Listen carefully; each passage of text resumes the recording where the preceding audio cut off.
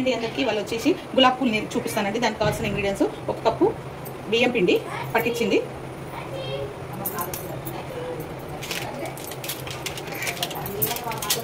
1 cup మైదా పిండి,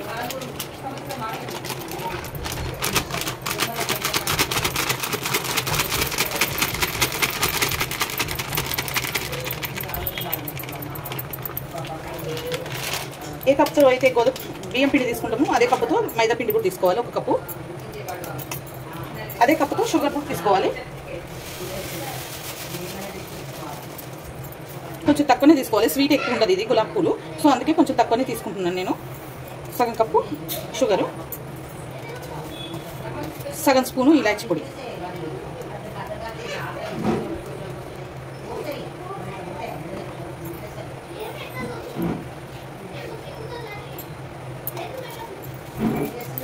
వేసుకొని బాగా కలుపుకోవాలి ఇదంతా.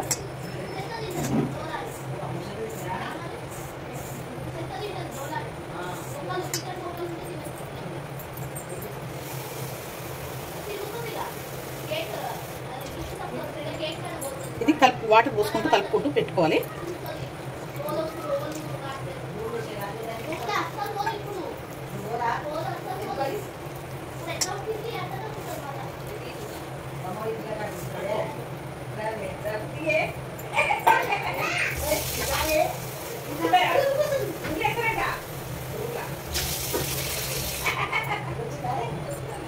ఇది వాటర్ చూసుకుంటూ పోసుకోవాలండి.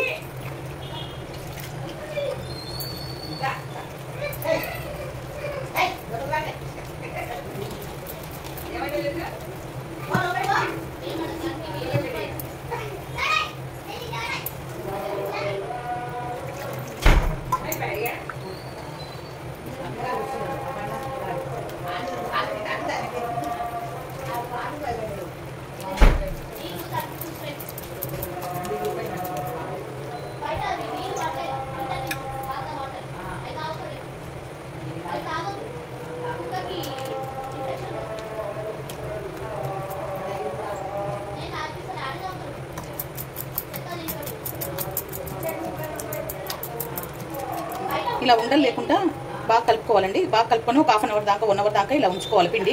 ఎందుకంటే షుగర్ ఇలా మనం వేసుకున్నాం కదా, సో అది మెల్ట్ కావాలి షుగరు. సో అందుకని షుగర్ మెల్ట్ అయ్యేదాకా ఇలా కలుపుకొని పెట్టుకోవాలి.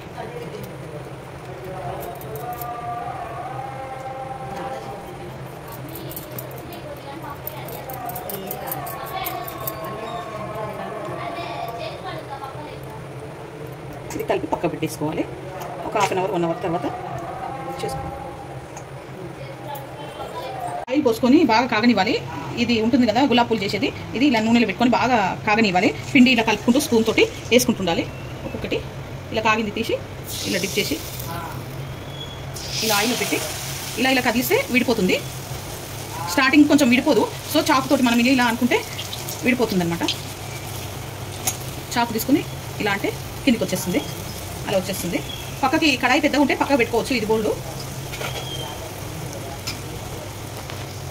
ఇలా టర్న్ చేసుకుంటా కాల్చుకోవాలి. స్టార్టింగ్ కొంచెము బ్లాక్ వస్తాయి, సో తర్వాత చేయంగా మంచిగా ఇలా తెల్లగా వస్తాయి అన్నమాట.